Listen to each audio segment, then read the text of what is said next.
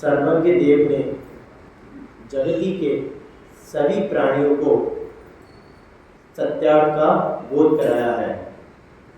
चारों गतियों के जीव को उन्होंने उस दुख से निवारण और सुख को पाने वाला ही उपदेश दिया है। धन्य है वह भगवान तीर्थंकर जिनके जन्म से नारकी भी सुख का आनंद ले लेता है।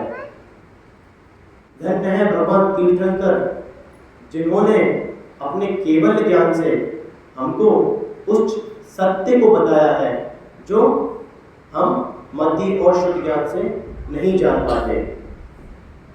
इस देह में निवास करना असत्य है, इस देह को अपना मानना असत्य है।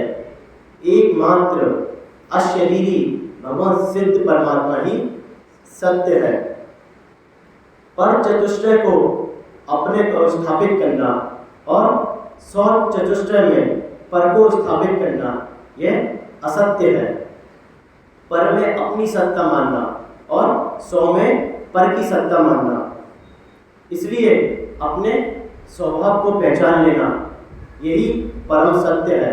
विभाव से हटकर सौ को जान लेना, अभाव में सद्भाव देख लेना और सद्भाव में अभाव देख लेना। इस देह में विराजित जीव को देखना और उस जीव के कल्याण की ही सोचना, अपने स्वभाव का ही चिंतन करना यही परम सत्य है। जैसे जल का स्वभाव शीतल, अग्नि उष्ण, उसी प्रकार इस जीव का स्वभाव ज्ञान दर्शन है, चेतना है। आचार्य पूज्यपाद स्वामी ईष्ट उपदेश ग्रंथ में कह रहे हैं, न मे मृत्यु कृतो भीतम, न मे व्याधि कृतो व्यथा, न बालोहम न प्रत्योहम, न योगितानि उद्गले। मेरी मृत्यु नहीं तो भय कैसा, मुझे रोग नहीं तो कष्ट कैसा, ना बालक ना प्रद्योह, ना मैं बालक हूँ, ना मैं युवा हूँ, ना मैं प्रौढ़ हूँ। मैं जो शरीर दिख रहा है मैं ये नहीं हूँ, ना मैं उद्गल हूँ, तो फिर मैं कौन हूँ? उसी गाथा में इष्टोपदेश में आचार्य भगवान समझाते हैं, एको हम निर्महम शुद्धो ज्ञानी योगेंद्र गोचरा वाहा संयोजा भावा मक्त्या सर्वेपि सर्वथा। मैं जो हूँ निर्ममत हूँ, शुद्ध हूँ, बुद्ध हूँ, विकार रहित हूँ, सम्यक ज्ञान से युक्त हूँ, अपनी भगवत्ता को सिद्ध करने वाला हूँ, पर पदार्थों से भिन्न हूँ, पर पदार्थों से पूर्ण भिन्न हूँ, आत्मा हूँ, जीव द्रव्य हूँ। इसी को स्वीकार लेना उत्तम सत्य है। अनेक स्थानों पे हम सत्य की खोज कर रहे हैं, ना जाने कहाँ पे हम उस ज्ञान को पाने की कोशिश कर रहे हैं, सत्य को खोज रहे हैं। अनेक स्थानों पे जीव के अनेक स्थान हैं। क्रोध मान माया लोभ क्रोध स्थान, हिंसा झूठ चोरी खुशी परिग्रह पाप स्थान, केश नील कापोर लेश्य स्थान। लेकिन कभी विचार करा सत्य का स्थान कहाँ है? अनेक स्थान हमने बना रखे हैं, लेकिन सत्य का स्थान धन्य है वे मुनिराज, धन्य है उनकी चर्या, उनकी समिति, उनकी गुप्ती, उनके वचन, जो उनकी चर्या में ही मैत्री है, उनकी मैत्री में ही सत्य है, जो हित मित प्रिय वचन बोलते हैं। जो भी प्रभावी पुरुष होता है वो मितभोजी और मितभाषी होता है। जिसका भाषण भी मित होता है और जिसका भोजन भी मित होता है। ऐसे भाषण को नहीं कहते जो दूसरों को हिंसा करवा दे, संक्लिष्ट करवा दे, भाव हिंसा द्रव्य हिंसा करवा दे। ऐसा भोजन भी नहीं करते जो गरिष्ठ को, जो तामसिक को, जो विकारों को उत्पन्न करा दे। इसलिए प्रभावी पुरुष हित भोजी और हित भाषी होते हैं, हित में प्रिय वचन बोलते हैं। तीर्थंकर भगवान भी हम सुनते हैं दीक्षा कल्याण के बाद, तब तीर्थंकर भगवान का दीक्षा कल्याण होता है, उसके बाद वह मौन धारण कर लेते हैं। क्यों? क्योंकि अभी कैवल्य का अभाव है, अभी उनके पास भी पूर्ण ज्ञान नहीं है। तीर्थंकर भगवान भी अभी अज्ञानी है केवल ज्ञान की अपेक्षा, इसलिए वह भी दीक्षा कर लेने के बाद मूल को धारण कर लेते हैं। क्यों? क्योंकि ऐसा वचन ना भूल जाए जो असत्य हो, ऐसा वचन ना भूल जाए जो मिथ्यात्व की वृद्धि करवा दे। इसलिए संपूर्ण ज्ञान होने के बाद, केवल प्रकट होने के बाद, तभी वह उनकी दिव्य धुनि मिलती है। और दिव्य धुनि भी कब? जब योग पात्र का सानिध्य होता है जो उनकी वाणी को झेल सके। हम सत्यार्थ बोध का भी स्वाध्याय कर रहे हैं, नाम में ही क्या लिखा है? सत्यार्थ बोध, जो सत्य का बोध करा दे, वह सत्यार्थ है। सत्य को हम छुपा सकते हैं लेकिन कभी नष्ट नहीं कर सकते। जो सत्य छिपाया जा सकता है लेकिन कभी नाश नहीं किया जा सकता। जो सत्य है वो सत्य है, और जो सत्य है वह द्रव्य का लक्षण है, और जो द्रव्य है वह उत्पाद वह द्रव्य से युक्त है। कठिन हो रहा है ना? अच्छा, आप ही बताइए रोहित भैया, सत्य क्या है? आपने इतना जीवन 35-40 साल जो भी हो, इसमें आपने क्या कभी सोचा सत्य की कभी अनुभूति मिली? आप लोगों के हिसाब से सत्य क्या है?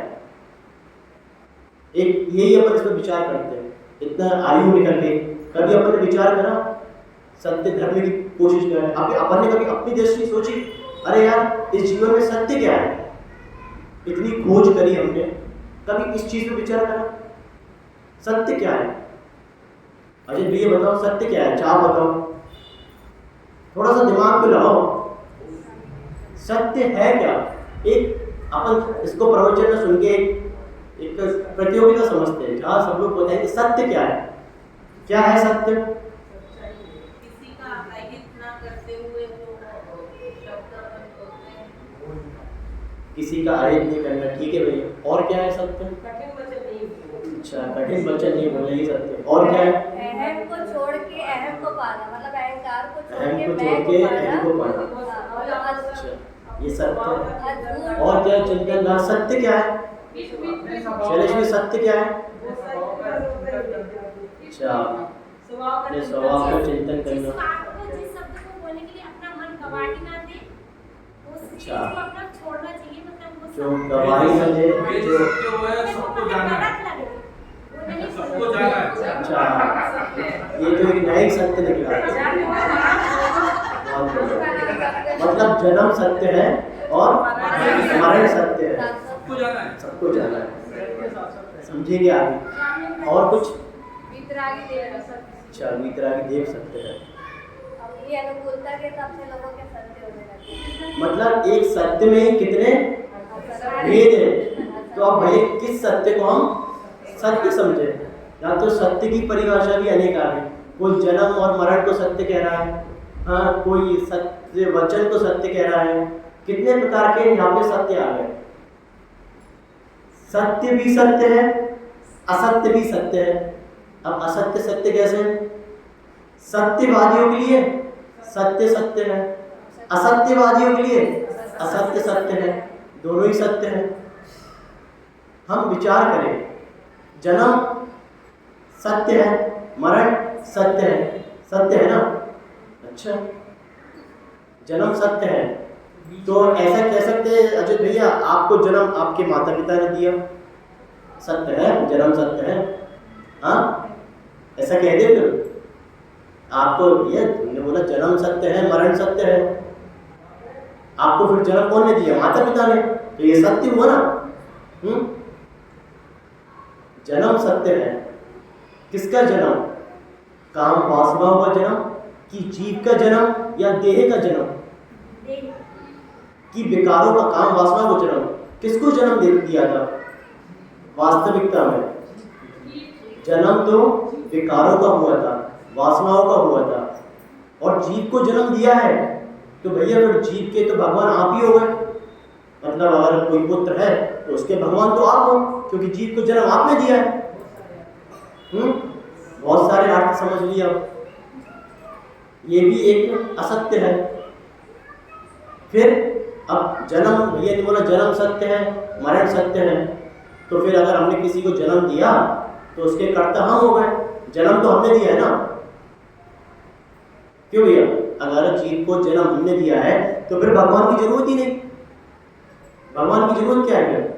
मेरे को जन्म तो मेरे माता पिता से मिला है, भगवान ने थोड़ी नहीं दिया।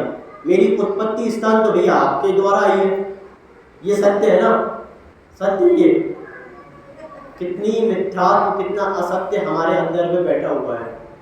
हाँ, हम सोचते यही कर्तव्य भाव बैठा हुआ है कि मैंने इस जीव को जन्म दिया है, मैं इसका कर्ता हूँ, मैं ही इसका हर्ता हूँ, मेरे बिना संसार अधूरा है। हाँ, कुछ लोग भगवान को कर्ता मान के बैठे, भगवान करता है ना अपने, है ना, ये सुख और दुख सब भगवान ही को दे रहे हैं। अच्छा, भगवान नहीं देते तो फिर हम भगवान की इतनी भक्ति क्यों करते हैं? भगवान तो हमें कुछ दे ही नहीं रहा, और आपके अनुसार हमारा जन्म तो माता पिता के द्वारा हुआ है। उन्होंने रास्ता तो बताया कि हमें कैसे चलना, कैसे चाहिए धर्म पे। इसलिए हमारा जन्म कभी हुआ नहीं। जो कह रहे हैं जन्म सत्य है, जो कह रहे हैं जन्म सत्य है, और जो कह रहे हैं मरण सत्य है, तो ये जीव द्रव्य का ना कभी जन्म हुआ है, ना कभी मरण हुआ है, ना किसी माता पिता के द्वारा जन्मा है, ना जन्मेगा। ये तो अनादि से है, अनादि से रहेगा। जो जन्म हुआ है माता पिता के सहयोग से, इस देह का हुआ है, देही का नहीं। यही सबसे पहला सत्य है। ये मिथ्या धारणा भी हमारी बैठी हुई है, भगवान हमारे कर्ता बैठे हैं। इस सत्य को समझो भैया। लोक व्यवहार में तो ठीक है, जो देखा करा वो बोल दिया, वो भी सत्य नहीं है। इसलिए जो ये मिथ्या हमारे अंदर बैठा हुआ है, हाँ, पिता का जीव द्रव्य स्वतंत्र है, पुत्र का जीव द्रव्य स्वतंत्र है, मेरी सत्ता अलग है, पिता की सत्ता अलग है, मेरा जन्म कभी ना हुआ ना होगा, मैं तो अनादि से हूँ, अनादि से रहूंगा। जब तक ये एकदम शब्द अनुभूति से नहीं, आत्म अनुभूति से नहीं समझ लेंगे ना भैया, जब तक उस वेद विज्ञान को हम नहीं समझ पाएंगे कि जीव अलग, पुद्गल अलग, यही तत्व का सार, यही सत्य का सार है। भगवान सर्वज्ञ ने जो कहा है, अब पूछे सत्य क्या है? कोई कह रहा था जो देखा सुना और वो बोल दिया वो सत्य है। हाँ, जो भगवान ने 6 द्रव्य, 7 तत्व, 9 पदार्थ, 85 काय, जो वस्तु को जैसा स्वरूप, यथार्थ स्वरूप बताया है, वही उत्तम सत्य है। जो सुना भगवान ने अपने केवल रूपी ज्ञान से कहा है, उसी को मानना, उसी पे चलना, वो सत्य है। मिथ्या दृष्टि जीव तत्वों पर श्रद्धान करता है, वो बहिरात्मा है। सम्यक दृष्टि जीव भगवान के द्वारा जो कल्पना की गई है वस्तु के स्वभाव की, भूतार्थ तत्व की, उस पर श्रद्धान करता है, वह अंतरात्मा है। और जो अपनी भगवत्ता को सिद्ध कर लेता है, वही परमात्मा है। इसलिए जो मिथ्यात्व रूपी असत्य अपने अंदर बैठा है, कैसा विपरीत का, एकांत का, विनय का, संशय का, अज्ञान का, जो असत्य मिथ्या अपने अंदर बैठा है, यही सबसे बड़ा असत्य है। इसी को त्याग करके उस सत्य को हमें समझना है, उस सत्य की खोज करनी है। कहाँ पे खोज करनी है? एक पहाड़ों पे, नदी पे, वन में, किसी खंडर में या स्वाध्याय भवन में, एकदम गुप्त स्थान पे जाकर के वहां पे हमें वहीं पे करनी है ना सत्य की खोज। अरे तो फिर सत्य की खोज कहाँ करेंगे? हाँ, अपने अंदर। कहाँ अपने अंदर?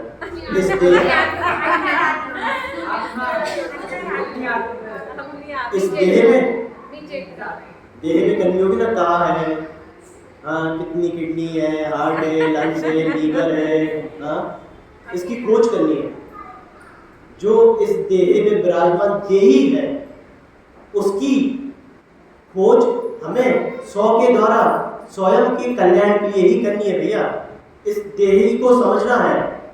अभी तक हमने उद्गलों को तो बहुत अच्छे से समझ लिया है, अब इस देही को समझना है। इसके जो राग द्वेष 84 लाख अनंत दुख ये आत्मा सहन कर रही है, ना जाने कहाँ भटक रही है, कभी निगोद में, कभी नरक में, कभी त्रियंच में। कुत्ता बिल्ली सौन ऐसी कोई भी पर्याय नहीं है जो हमने असंख्यात बार धारण कर ली।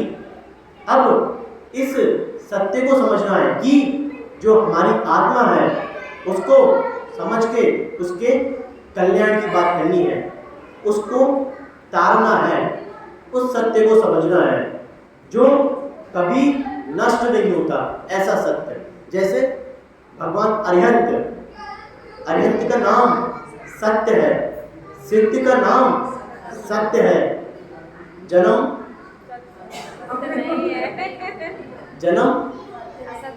मरण,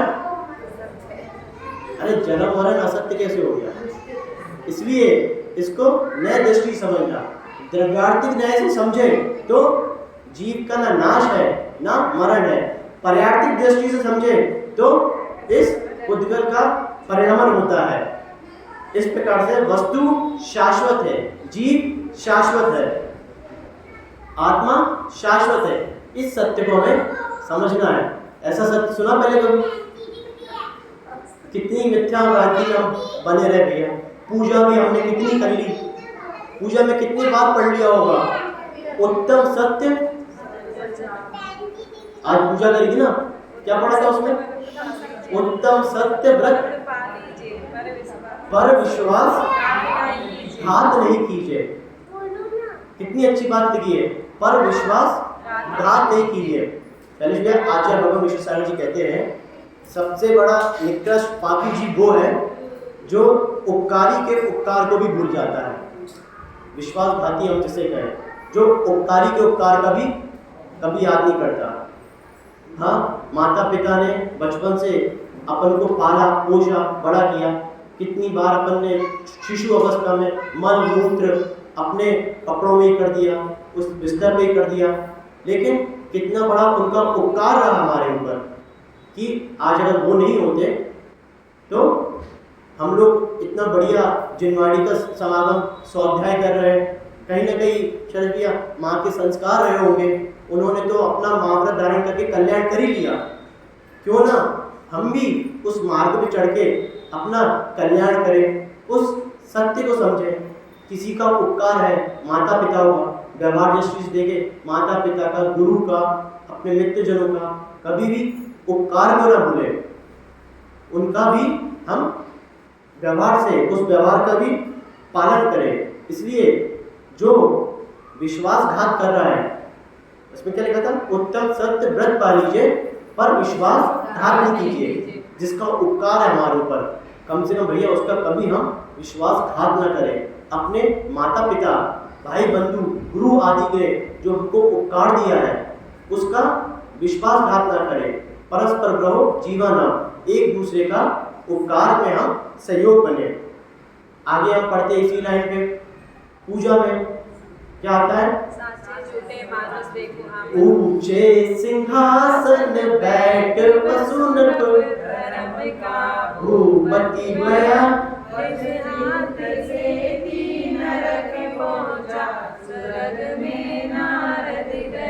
पूजा में कितने अच्छे से हम पढ़ लेते हैं। पूजा तो बहुत अच्छे से हो जाती है, तरफ पे यहाँ की वहाँ करी आरती सही थी। अगर हम समझे पूजा में भैया, पूजा में कितना स्वाध्याय हो जाए। इसका अर्थ क्या है? वसु झूठ सेती नरक पहुंचा, स्वर्ग में स्वर्ग कौन जाता?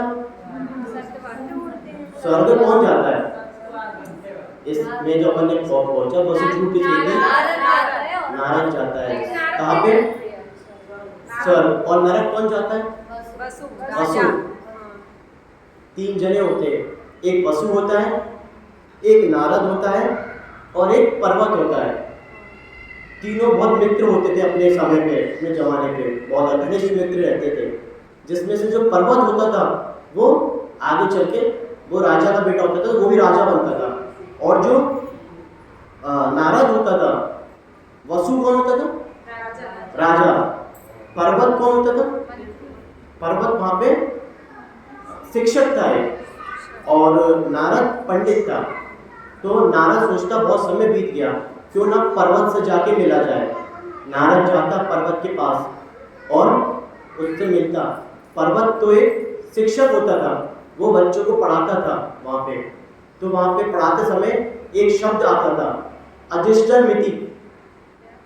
अजिष्टर मिति करके एक शब्द आता था, जिसमें अज का अर्थ वो क्या बताता था? पर्वत क्या बताता था? अज का बकरा। और नारद कहता था, अरे पर्वत तुम ये क्या पाप कर रहे हो? हमने बचपन में एक साथ पढ़ा है, अज का अर्थ तो पुराने चावल है, धान्य है, और तुम बकरा कह रहे हो। ये पर्वत कहता, अरे मैं तुम लोग को गलत कैसे कह सकते हो? इतने बच्चे मेरे पढ़ रहे हैं, बात होती, बहस होती, इतनी बढ़ जाती, पूरे गांव में इस बात की चर्चा हो जाती कि पर्वत और नारद की इस बात को लेकर बहस हो गई। सब लोग बैठते भैया, कहते अब क्या इसका हल क्या निकाले? तो वो सोचते कि क्यों ना जो तुम्हारा मित्र था वसु, जो राजा है, उस राजा के पास चलते और उसी से पूछते कि आज का अर्थ क्या है। पूरा दिन बीत जाता, जो पर्वत होता है वो अपने घर आता, माँ देख के परेशान होती, बेटा क्या हो गया? तो पूरा वाक्य बताना, कहता कि आज का अर्थ मैंने बकरा कहा, और जो पर्वत था वो तो कह रहा पुराने धान्य है। माँ कहती, माँ सोचती, अगर माँ को भी मालूम था कि आज का अर्थ तो पुराने धान्य ही है, लेकिन माताओं में तो मायाचारी होती है कि पुत्र की बात गलत नहीं हो जाए, पुत्र की नाक नहीं कट जाए। तो वो क्या करती, राजा जो वसु था उसके पास पहले ही चले आती और कहती कि हे, और जो वसु से कहती, वसु कि तुम्हें जो अज का अर्थ है, इसका अर्थ क्या बताना है? बकरा। जबकि राजा को भी मालूम था अज का अर्थ तो भैया पुराने धान्य है, पुराने चावल है, पुराने धान से हवन आदि करने के लिए बताया गया अजिष्टर मिति का अर्थ। लेकिन वो उसकी माँ, पर्वत की माँ वसु से कहती कि तुम्हें यही बताना है। वसु जो था पर्वत की माँ को अपना गुरु मानता था। बचपन में उसने वचन दिया था कि जब भी आपको मेरी जरूरत पड़ेगी मैं आपके जरूर काम में आऊँगा। वचन वृद्ध लोग ही कितना बड़ा पाप कर देते हैं। फिर जैसे ही वसु और नारद सभा में आते, वसु पर्वत और नारद सभा में आते, वसु उनको देखता और कहता आइए। नारद कहता कि हे मित्र, हमने तीनों ने बचपन में एक साथ ही अध्ययन करा है, एक साथ ही पढ़े लिखे हैं। अब तुम बताओ, जो इसमें शब्द आया है अजिष्टर मिति, इस अज शब्द का अर्थ सही क्या है? नारद को उम्मीद होती है कि वसु तो सही बोलेगा, लेकिन उसकी माँ ने पहले ही उसको बोल दिया था कि तुम्हें अज का अर्थ बकरा ही बताना है। राजा को मालूम भी था, लेकिन उसके बाद भी माँ के वचनबद्ध होने के बाद भी उसने सत्य को नहीं कहा, असत्य को कहा। जैसे ही अज का अर्थ राजा कहता कि अज का अर्थ तो बकरा है, वैसे ही उस राजा वसु झूठ से थी नरक पहुंचा, उसका सिंहासन का पायमान हो जाता और नीचे जाने लगता। नारद कहता, देखो वसु, तुम झूठ कह रहे हो, इसलिए तुम्हारा सिंहासन भी नीचे जा रहा है। अभी भी वक्त है, सत्य बोल दो, ये अनर्थ मत करो। अगर तुम बकरा कहा जाओगे तो इससे बहुत बड़ा अनर्थ हो जाएगा। लेकिन वसु ने सत्य को ना बोलते हुए असत्य बोल के ही उस अपने प्राण गंवा के नरकों में अपना स्थान बना लिया। आज भी कितनी बड़ी हिंसाएं जो चली आ रही है, बकरे के नाम से बकरे आदि की बलि हो रही है, ये कहीं ना कहीं पूर्व में मिथ्यात्व और असत्य ऐसे ही फैला था, अर्थ का अनर्थ कर दिया गया था। इसलिए कहते वसु झूठ से थी नरक पहुंचा, स्वर्ग में नारद गया। स्वर्ग को नारद को स्वर्ग प्राप्त हुआ और वसु को नरक प्राप्त हुआ। इसलिए चाहे कुछ भी विषमता आ जाए, सत्य ही बोलना चाहिए। तत्वार्थ सूत्र में भी हम सत्यानुव्रत की भावनाएं पढ़ते हैं। क्या आती है सत्यानुव्रत की भावना? क्या है? क्रोध, लोभ, विरुद्ध, हास्य, प्रत्याख्यान, अनुवीच भाषण, ये सत्य है। क्रोध, लोभ, विरुद्ध, इनकी भावना, क्रोध की भावना नहीं आना, इनके प्रत्याख्यान की भावना बनाना। क्रोध का त्याग हो, मेरे लोभ का त्याग हो, भय का त्याग हो, और हास्य, जो हंसी मजाक हम करते हैं, इनका त्याग हो। अनुवीची भाषण, अनुवीची भाषण का मतलब क्या हुआ? हित में प्रिय वचन जो भगवान ने जो बताया है वैसे ही बोलूं, वैसे ही सोचूं, क्योंकि कितना रहस्य भरा हुआ है। क्रोधी व्यक्ति कभी भी सत्य नहीं बोल सकता, लोभी व्यक्ति कभी सत्य नहीं बोल सकता। जैसे वसु को लोभ आ गया, मोह आ गया उस पे। क्यों अजित भैया, अगर आपको हम 1 करोड़ रुपए दे और इतना बोले 50 लाख की उसकी ऊपर देती है। अच्छा चलो परिग्रह प्रमाण तो माना आपने, 50 लाख हम आपको देते हैं और सिर्फ इतना कहते हैं जो अज का अर्थ था बस बकरा बोल देना। अरे 50 लाख मिल जाएंगे भैया। हाँ क्यों रोहित भैया, आप तो पक्का बोल लोगे। हाँ? सिर्फ अरे 50 लाख मिल रहा है यार, आज का अर्थ क्या करना है? बाद में, बाद का समय वसु को नहीं मिला, वसु बाद में सीधे नरक ही गया। 50 लाख में सिर्फ आपको आज का अर्थ बकरा करना है। क्या जा रहा है? एग्री। इसलिए कहते क्रोध, लोभ, विरुद्ध, हास्य, जो क्रोधी है, लोभी है, ये कभी भी इनसे सत्य की उम्मीद नहीं की जा सकती। जो हंसी मजाक हास्य कसाय में लगा हुआ है वो क्या कभी सत्य बोल पाएगा? जो इसको भय संज्ञा सता रही है, जो भयभीत व्यक्ति है, वो कभी भी सत्य नहीं बोल सकता। ये सत्यानुव्रत की भावना है, इन क्रोध का, भय का, लोभ का, हास्य का प्रत्याख्यान करना है। फिर सत्यानुव्रत के 5 अतिचार कहे गए तत्वार्थ सूत्र में। अतिचार क्या होता है? अतिचार क्या होता है? अनाचार क्या होता है? ठीक, छोटे छोटे शब्द हम जब तक नहीं समझेंगे ना,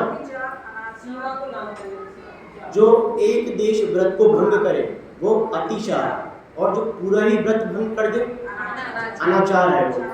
इसी प्रकार से 5 अतिचार कहे: मिथ्योपदेश, रहो व्याख्यान, कूटलेख क्रिया, नासा उपहार, साकार मंत्र, भेदा। ये सत्यानुव्रत के 5 अतिचार कहे। मिथ्योपदेश पहला, ऐसा कोई वचन नहीं कहो भैया जो दूसरे का अहित कर दे। भगवान मारीची तो भगवान बन गए, मारीची का जीव कौवे की पर्याय निगोद में जीव रहने वाला तो भगवान बन गया, लेकिन कितना 365 बनते। हाँ 363। हाँ वो मिथ्या, वो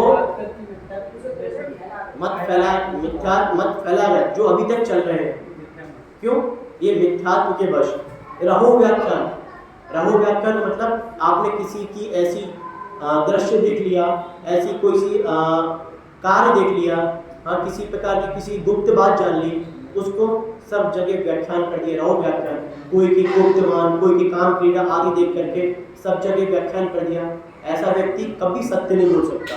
कूटलेख क्रिया, किसी के बारे में ऐसा लेख लिख दिया जहाँ उसका अपमान हो गया। सत्यवादी व्यक्ति कभी भी ऐसे कार्य नहीं करता।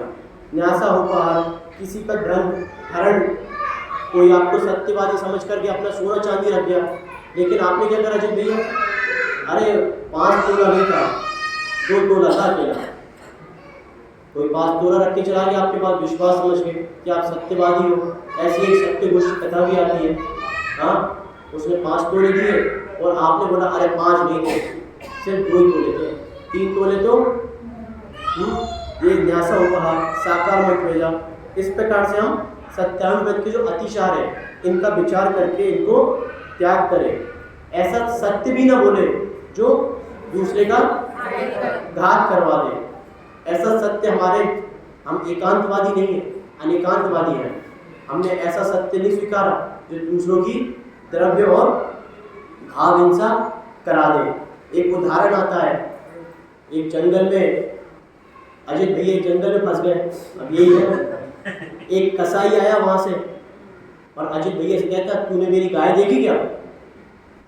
अब आपने देखी क्या गाय? उसकी गाय तो आपने देख ली थी भैया की पूर्व दिशा से आ रही थी, दक्षिण दिशा की ओर चली गई, आपने तो सब देखा। और कसाई ने आपसे आके पूछा कि गाय बता, गाय कहाँ है मेरी? आप क्या सत्य बताओगे ना? ऐसा उपाय ढूंढेंगे कि वो सत्य भी तो फिर झूठ बोलोगे क्या?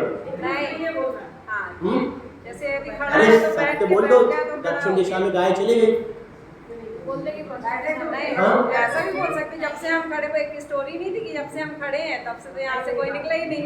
मैंने कहा भैया, हाँ, हमारे ऐसा सत्य हमने स्वीकार नहीं करा जो दूसरे के द्रव्य और भाव हिंसा का घात करा दे।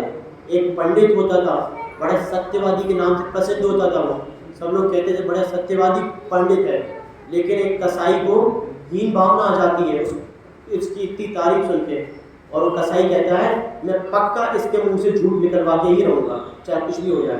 तो कसाई जाता एक कबूतर को लेकर के और कबूतर की गर्दन ऐसे पकड़ लेता है, और कसाई कहता सत्यवादी पंडित से कि बता ये कबूतर जिंदा है कि मर गया। पंडित को मालूम था अगर मैंने जिंदा कहा तो ये वही मसक देगा, इसको वही मार देगा, इसलिए उसने क्या कहा, उसको मालूम था वो जिंदा है, लेकिन तब भी पंडित कहता अरे ये तो मर चुका है। कसाई कहता ले पंडित ये तो जिंदा है, तू झूठ बोल रहा है। हाँ भैया, हमने ऐसा सत्य स्वीकार नहीं करा जो दूसरों का घात करा दे, दूसरों के प्राण ले ले। लोग व्यवहार में देखें, माताएं बड़ी सत्यवादी बनती है, हाँ दिन भर जो सासू ने कहा, रात में जब पति जब थके हारे काम से घर आते हैं पूरा सत्य बता देती है, हाँ एक भी सत्य नहीं छूट जाए। ऐसा नहीं होता क्या? अच्छा सब भैया ऐसा घर है तो फिर वो स्वर्ग है साक्षात, जहाँ नहीं हो रहा हो।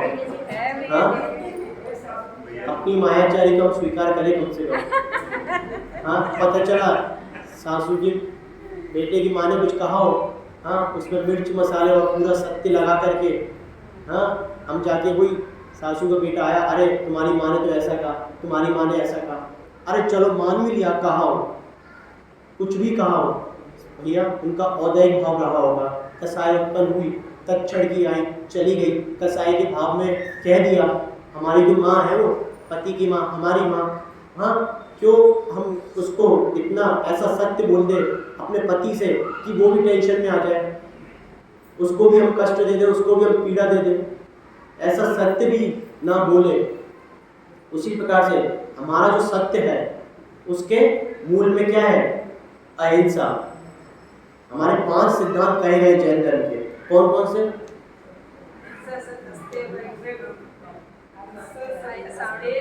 अहिंसा, सत्य, अचौर्य, ब्रह्मचर्य, अपरिग्रह, ये 5 सिद्धांत है हमारे भैया, ये तो मालूम होना चाहिए जब भैया, हाँ वो आपने लिखा हमें मालूम। हमारा जो मूल जितने भी बाकी के शेष है, चाहे ब्रह्मचर्य भी हो वो भी अहिंसा के लिए, अपरिग्रह हो वो भी अहिंसा के लिए। ये जैनियों की एकमात्र अहिंसा है जो इतनी सूक्ष्म है और इतनी विशाल है, जो द्रव्य के साथ साथ किसी के भावों को भी हिंसा नहीं करती। धन्य है ऐसी अहिंसा परमो धर्म। इसलिए ऐसा सत्य भी हमें स्वीकार नहीं है जो किसी के प्राणों को हरण कर ले। धन्य है वह माँ सीता जिन पे उपसर्ग आया, जिनकी अग्नि परीक्षा हुई, लेकिन धैर्य को धारण करा। उन्हें मालूम था ये असत्य है, एक ना एक दिन सत्य प्रकट जरूर होगा। सत्य को छुपाया जा सकता है लेकिन सत्य का कभी नाश नहीं होता। धन्य है वह अंजना जिन्होंने 22 वर्ष तक ऊपर से फिर बाद में उनके ऊपर आरोप भी लगा था, उसके बाद भी उनने शील व्रत का धारण करके अभी कभी भी डिगमगाई नहीं गई। और जब सत्य सामने आया तो मालूम पड़ा जो अंजना के गर्भ में जो पुत्र है वह पवन जय का ही है। इसलिए सत्य की हमेशा जीत होती ही है, लेकिन तत्काल के लाभ में हम कितना झूठ बोल देते हैं। एक इंग्लिश में कहावत आती है, if you tell the truth you don't have to remember. लेकिन क्या होता है, हमें अपने शब्दों को याद करना पड़ता है कि यार हमने बोला क्या था। अगर सहज जीवन जीते, सत्यानुव्रत के पालन करते हैं तो कम से कम खुद के शब्द याद नहीं करते। मोबाइल पे कितना झूठ बोल देते हो, सुना था अभी आ रहा हूँ, लेकिन घर पे ही सो रहे हैं तो भैया निकले कहाँ से। कितना झूठ हमें मोबाइल के माध्यम से कह देते, हंसी मजाक में कितना झूठ कह देते, क्रोध में कितना झूठ कह देते, इस मान कसाई के चक्कर में कितना झूठ कहते हैं। अपने ही विकारों विचारों को पकड़ो तो कितनी मायाचारी और ये झूठ हम कहते हैं। कम से कम व्यवहार भी सत्य सत्य बोल ले भैया। इसलिए जो मिथ्यात्व है ये सबसे बड़ा असत्य है। सबसे बड़ा असत्य किसे कहा गया? मिथ्यात्व को। 24 परिग्रह में भी हम पढ़ते हैं, अंतरंग परिग्रह, दर्शन मोहिनी में मिथ्यात्व, सम्यक मिथ्यात्व, सत्य की खोज और ये मिथ्यात्व सबसे बड़ा जीव का असत्य है। इंद्रिय सुख को सुख मान लेना सबसे बड़ा असत्य है। अरे जो अतीन्द्रिय सुख है कभी उसके बारे में तो सोचो, सत्य की खोज तो करो। अनंत ज्ञान दर्शन वीर से ये आत्मा मेरी युक्त है, भगवत्ता से संपन्न है, मैं भी भगवान की तरह ही हूँ, लेकिन असत्य के जाल में ऐसा फंसा हूँ कि सत्य का प्रकट कर ही नहीं पा रहा। इस भेद विज्ञान को समझे, जीव अलग पुद्गल अलग, इस तत्व को हम सत्य की खोज स्वयं में ही करें, स्वयं के द्वारा ही करें। तो जीव तत्व का जो स्वरूप है उसको समझे, मिथ्यात्व को त्यागे, ज्ञाता भाव उपेक्षा भाव को जागृत करें। अपन ने मध्यस्थ अभी सत्ता को जो मध्यस्थ भाव को समझे। अगर कोई विपरीत निमित्त भी मिल रहे हैं तो उपेक्षा करें, उनके प्रति मध्यस्थ हो जाए, ज्ञाता भाव से उनको देखें, राग द्वेष संक्लेश का ना करें। अगर कोई विपरीत निमित्त भी मिल गए, विपरीत कोई पड़ोसी मिल गया, कोई भाई बंधु मिल गया, देवरानी को जेठानी, जेठानी को देवरानी मिल गई, घर में कोई ऐसे व्यक्ति हो गया, तो भैया ये मानना ये नियम से हमारा कोई ना कोई बैरी ही है, इसलिए उसके प्रति भी क्रोध कसाय ना करें, मध्यस्थ भाव रखें, ज्ञाता भाव रखें। जीव का निमित्त है भैया, कोई ना कोई मेरा ही पूर्व जन्म में बैरी होगा, इस भव में आकर के मुझे अपना ही किसी रूप में मिला है। इसलिए सत्य की खोज हम निरंतर करते रहें। ऐसा नहीं कि भैया बुढ़ापे में जाकर के हम धर्म करेंगे, बुढ़ापे में जाके सत्य को समझेंगे। इस युवा अवस्था हर अवस्था में नियम से प्रतिदिन इस सत्य स्वरूप का विचार करें। 6 डाला में दौलत राम लिखते हैं, क्या लिखते हैं? बालपने में ज्ञान न लो, तरुण समय तरुणी रत रहो, आर्त समय आर्त मतलब सम बूढ़ा भयो, कैसे रूप लखो अपनो।